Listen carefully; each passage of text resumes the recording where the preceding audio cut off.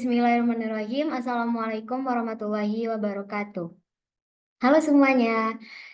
Baiklah, di sini saya akan membuat video dari tugas mata kuliah statistika yang diampu oleh dosen Ibu Nurul Widya SSI MSI. Di sini saya akan menjelaskan tentang analisis uji beda, yaitu analysis of variance atau ANOVA. Uji ANOVA ini tergolong ke dalam statistik parametrik. Baiklah, lebih alangkah baiknya sebelum kita memasuki langkah tata cara dalam uji analisis ANOVA ini, saya akan menjelaskan terlebih dahulu apa itu ANOVA. Di sini sudah jelas saya lampirkan konsep dasar uji ANOVA. Uji ANOVA merupakan uji beda tiga kelompok yang tidak berpasangan. Uji ANOVA bertujuan untuk mengetahui ada atau tidaknya perbedaan rata-rata tiga kelompok yang tidak berpasangan. Uji ANOVA tergolong ke dalam statistik parametrik. Skala data yang digunakan dalam uji ANOVA yaitu data interval atau rasio. Dalam uji ANOVA ada yang namanya uji lanjut atau post hoc test, di mana uji lanjut atau post hoc test tersebut bertujuan untuk mengetahui perbedaan tiap kelompok secara nyata. Tapi penggunaan uji lanjut atau post hoc test sendiri bisa dilakukan jika dalam uji ANOVA menghasilkan perbedaan secara signifikan antar kelompok. Sebelum melakukan uji ANOVA, ada beberapa syarat yang harus terpenuhi. Yang pertama, data harus berdistribusi normal. Dikarenakan uji normalitas data merupakan syarat wajib yang harus terpenuhi. Jika data tidak normal, maka bisa menggunakan alternatif uji statistik non-parametrik yaitu uji Kruskal-Wallis.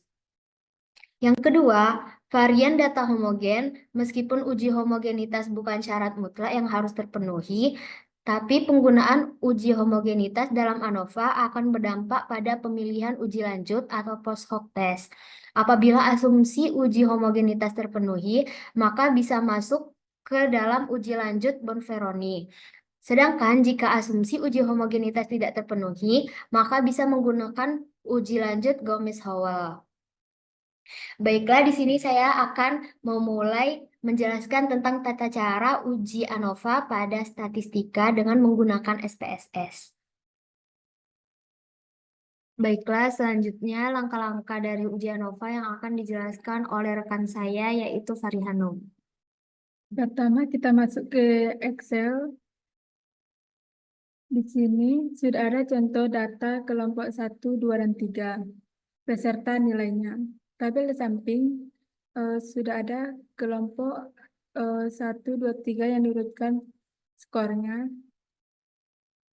Kemudian salin atau copy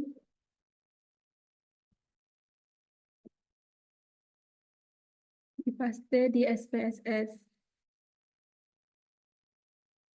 Tepatnya data view.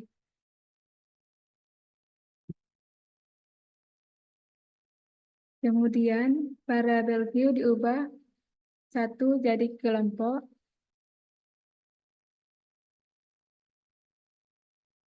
2 skor. Value diubah.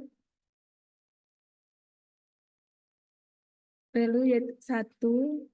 Label kelompok 1.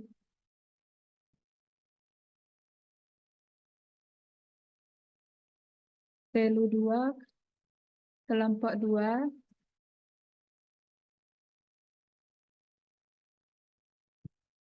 Value 3 kelompok label kelompok 3.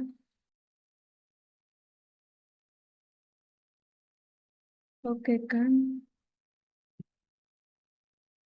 Baiklah, di sini saya akan melanjutkan. Jadi, penginputan data telah selesai yang dilakukan oleh teman saya. Selanjutnya, saya akan melakukan analisis uji normalitas. Yang pertama dilakukan yaitu kita pencet analyze, lalu deskriptif statistik, lalu ke explore.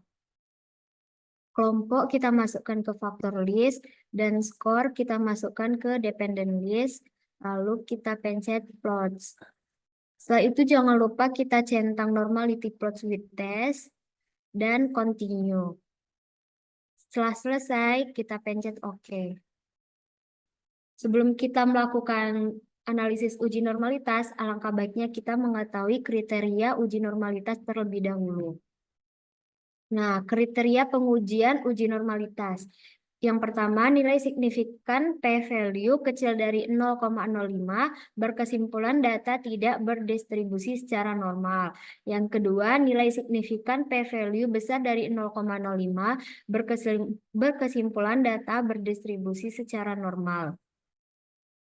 Nah, dapat kita lihat dari data yang tercantum tadi, bahwasannya di sini kelompok 1 signifikannya 0,067, kelompok 2 signifikannya 0,060, dan kelompok 3 0,499.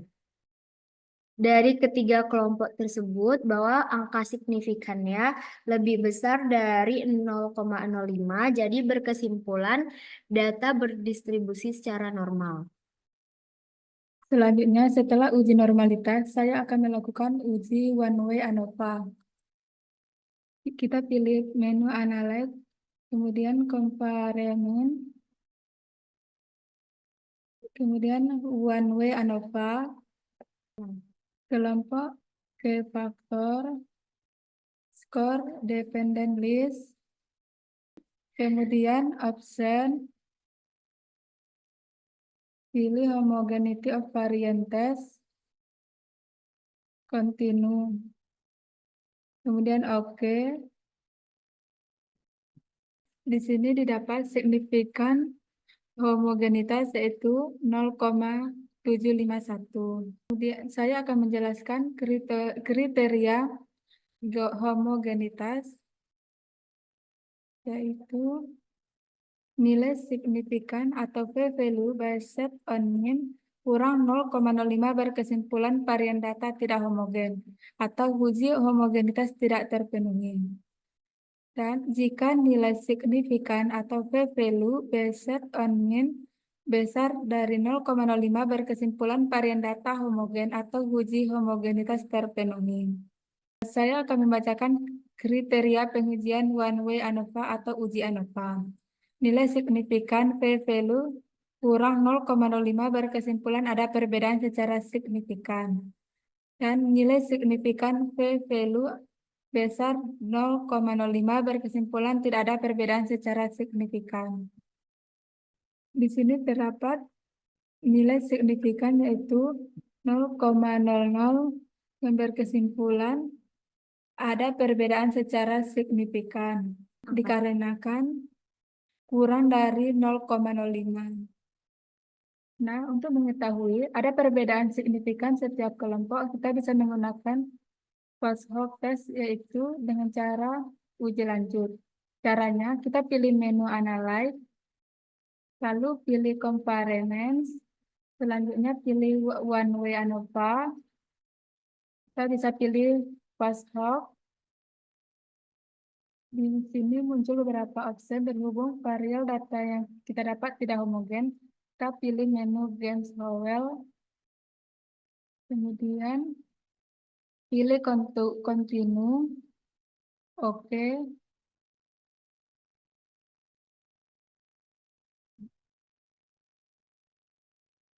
Nah, di sini udah muncul post hoc test yaitu uji lanjut. Selanjutnya kriteria pengujian uji lanjut dalam one way ANOVA. Saya akan membacakan kriteria pengujian uji lanjut dalam one way ANOVA. Kriteria pengujian uji lanjut dalam one way ANOVA yaitu nilai signifikan p-value kurang 0,05 berkesimpulan ada perbedaan secara nyata. Dan nilai signifikan atau p-value besar 0,05 berkesimpulan tidak ada perbedaan secara nyata.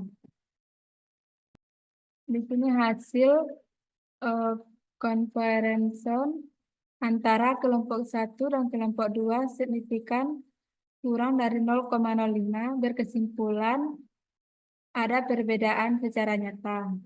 Antara kelompok 1 dan kelompok 3 kurang dari 0,05 berkesimpulan ada perbedaan secara nyata. Antara kelompok 2 dan kelompok 1 signifikan kurang dari 0,05 berkesimpulan ada perbedaan secara nyata. Antara kelompok 2 dan kelompok 3 signifikan 0,092 berkesimpulan tidak ada perbedaan secara nyata. Dikarenakan nilai signifikan besar dari 0,05. Antara kelompok 3 dan kelompok 1 kurang dari 0,05 dinyatakan ada perbedaan secara nyata. Antara kelompok 3 dan kelompok 2 nilai signifikan 0,092 berkesimpulan tidak ada perbedaan secara nyata dikarenakan nilai signifikan besar dari 0,05. Sekian penjelasan dari saya kembalikan ke pembicara awal. Baiklah, sekian penjelasan dari analisis uji ANOVA dari kelompok kami. Semoga apa yang kami jelaskan mudah dipahami dan semoga bermanfaat. Sekian, wassalamualaikum warahmatullahi wabarakatuh. Bye-bye.